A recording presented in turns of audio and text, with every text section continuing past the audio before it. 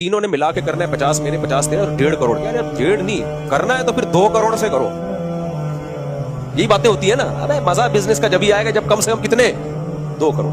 इतने में वो होटल में बैठे वो आया चाय कहा यार 3 दूध पत्ती ले आओ। कहना मेरे पास तो पैसे नहीं। क्या ऐसा कर एक ले आए दोनों आधी आधी पी लेंगे।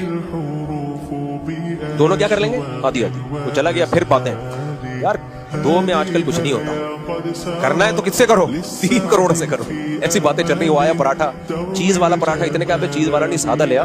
वो भी 3 नहीं 3 आदमी एक पराठे में शरीक हो रहे हैं। बातें क्या हो रही हैं 1.5 से करो 2 करोड़ से नहीं 3 करोड़ से।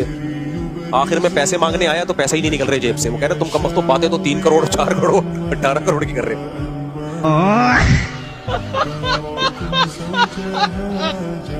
यही है आप होटलों पे जाके देखो ऐसी बड़ी बड़ी बातें। और कट चाय मंगवा रहे होंगे। चाय कौन सी मंगवा रहे होंगे 2 कट ले आ 2 कट ले।